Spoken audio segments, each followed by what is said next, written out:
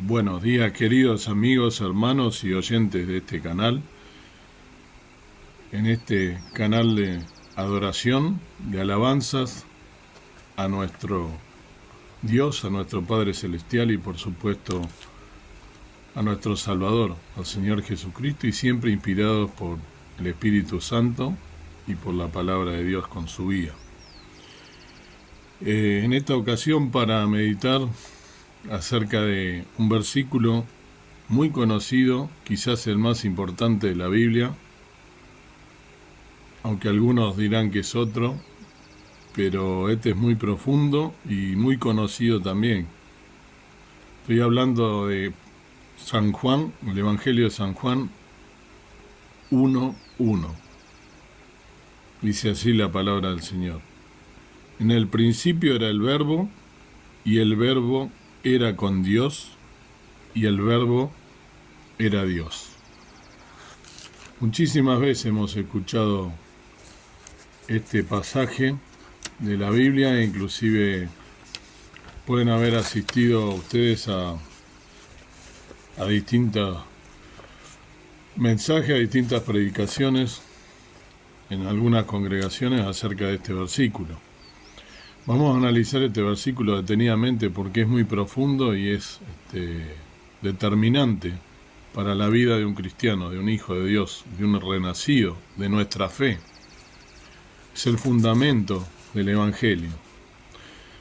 Aquí, en primer lugar, lo que debemos analizar es quién es el que está escribiendo este versículo. Es Juan, es el discípulo amado. Es aquel discípulo que Dios eligió entre los 12 para estar a su lado, pero que tenía una relación especial con Jesús.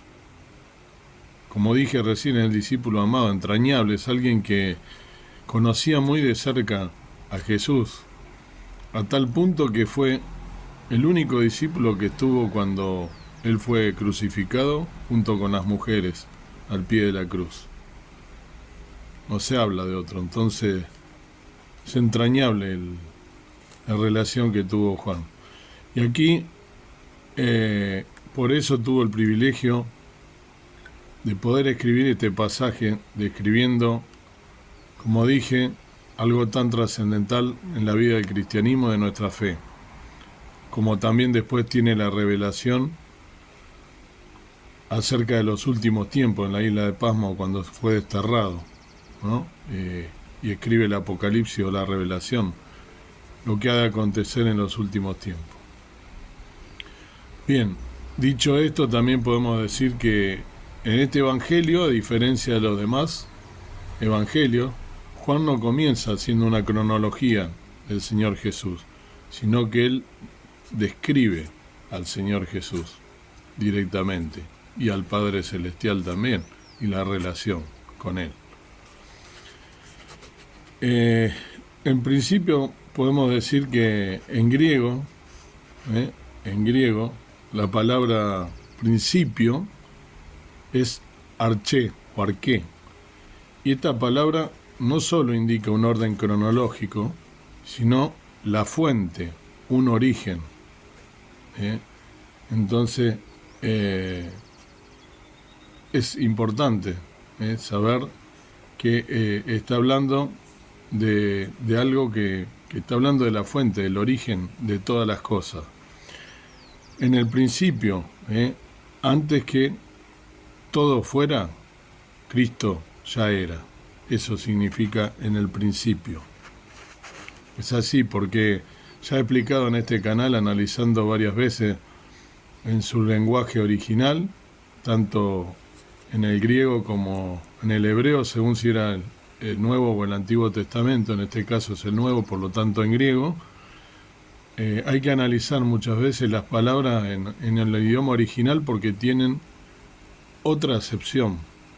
Y si no se lo analiza, se pierde la riqueza que tiene justamente la escritura, el contexto en el que fue escrito y el significado profundo que tiene. Entonces, principio implica justamente esto, implica la fuente, implica el origen, lo cual, como dije, significa que Antes de que todo fuese, Cristo ya era. Está hablando del verbo y el verbo era Cristo, ¿sí? ¿Qué es el verbo? ¿No? La palabra, en este caso, traducida en nuestras Biblias como verbo, en griego, proviene de la palabra logos. Este término es muy profundo. En la filosofía griega, el logos significaba la razón, el principio ordenador del universo. Para los judíos tiene un significado, o tenía en ese contexto, en ese tiempo, un significado más relacionado con la sabiduría de Dios y los profetas. Juan, en este caso, está uniendo ambas ideas, ambos significados. No solo que Cristo tiene la sabiduría de Dios, sino también que es el principio ordenador de todas las cosas. Fíjense hasta qué punto es importante y profundo este texto, desmenuzándolo y analizándolo con la guía del Espíritu Santo a la luz de la palabra de Dios, pero también en su idioma original, rico. Analizar por qué cada una de las palabras tiene, y cada uno de los términos tiene importancia en el contexto en el que fue escrito. El logos es muy profundo para los oyentes de aquel tiempo. El logos significaba, como dije, la razón cósmica, el principio que daba orden y coherencia a todo el universo. Para los judíos, logos no era solo algo abstracto, tenía un trasfondo teológico. En el trasfondo judío, la palabra más cercana a logos sería la palabra de Dios, que es una manifestación de la sabiduría divina. Cuando Juan afirma que en el principio era el verbo, está diciendo que Jesucristo reúne estas dos características. Pero hay algo más. La palabra griega era in, se pronuncian, que es la N, la letra N nuestra. Está en tiempo imperfecto, lo que indica una acción continua en el pasado. Esto significa que el verbo siempre ha existido. No hubo un momento en el que el verbo comenzó a existir. Desde el principio del tiempo, el logo estaba ahí, eternamente presente, eternamente activo. Jesús no es solo una parte de la creación.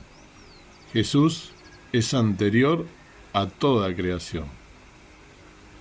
Cuando decimos que en el principio era el verbo, estamos diciendo que Cristo es eterno, que no tiene principio ni fin, y que Él es la sabiduría y el orden divino detrás de todo lo que existe. Eso significa que el Logos es el creador y fuente de orden y poder, y que habitó entre nosotros. Pero allí no termina. Y el verbo era Dios, dice. Aquí Juan deja caer la bondad teológica más importante del Evangelio. Que el verbo que estaba en comunión con Dios no es un ser aparte o interior. El verbo es Dios. Esta es una descripción fundamental de la deidad de Cristo. No estamos hablando solo del mensajero de Dios. Estamos hablando de Dios mismo manifestado en el verbo. Esta es una verdad que distingue al cristianismo de cualquier otra creencia. Volvamos al idioma original. En la estructura gramatical, voy a tratar de pronunciarlo bien, Kei Iologos in Diceus, sería Diceus, ¿no? Se pronuncia Dicios, ¿eh? Dios aparece sin el artículo definido, lo que indica que la palabra no está identificada a Dios como si fuera otro ser. Esto significa que el verbo comparte la misma naturaleza y esencia de Dios. ¿Se entiende lo que dije? Que Cristo, el verbo, es Dios. Por eso es importante analizar el idioma original, el término. Pablo también lo expresa en Colosenses 1, del 15 al 17, donde afirma que Cristo es la imagen del Dios invisible. Nos encontramos con Cristo, entonces, que es Dios mismo. Este verbo se hizo carne para que tú y yo podamos conocerlo personalmente. Juan 1:1 es una declaración de la gloria, la majestad y el amor insondable de Dios. Quiera Dios entonces que puedas entender cuál es el alcance de nuestro Señor Jesucristo, del Verbo, de Dios, del Espíritu Santo, de esa Santísima Trinidad, sabiendo que Dios es Cristo, Cristo es Dios, el Espíritu Santo son tres personas en uno y uno en tres. Quiera Dios que entonces puedas entender el significado real de lo que realmente es nuestro Señor Jesucristo, de su esencia, de su amor, que es el mismo Dios, creador del universo y portador del amor más grande que pueda haber, a través del Padre, viniendo a este mundo, dejando su gloria, se anonadó para deshacer todos nuestros pecados. Que Dios entonces te bendiga y que pueda meditar en estas cosas tan profundas. Amado Dios, amado Padre Celestial, te damos en primer lugar las gracias por este nuevo día de vida, agradecerte por tu palabra tan clara, tan profunda, tan penetrante como espada de dos filos, como está escrito.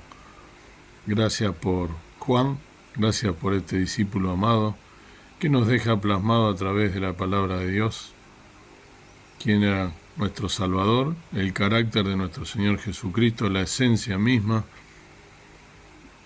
Siendo Dios, se anonadó y dejó toda su gloria y vino a morir por mí y vino a morir por cada uno de nosotros. Ayúdanos a serte fieles, ayúdanos a poder realmente, si es necesario, dejar la vida por ti, en tu nombre, pronunciar tu nombre, pronunciar tu gloria, tu amor, ese amor incondicional, inconmensurable, que fue directamente en la cruz del Calvario puesto de manifiesto. En esa hora está todo ese amor expresado, dejando la vida, dejando hasta la última gota de sangre, derramándola en favor de la humanidad.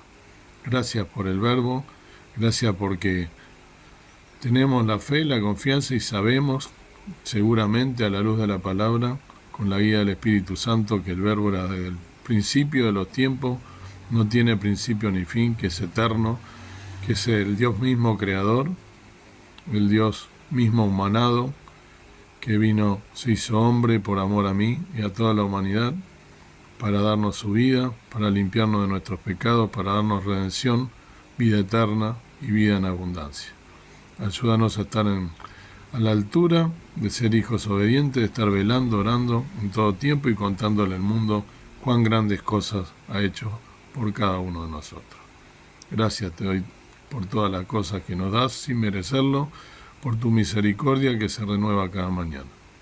En el nombre del Señor Jesucristo dejamos todas las cosas. Amén. Que el Señor, pues, te bendiga.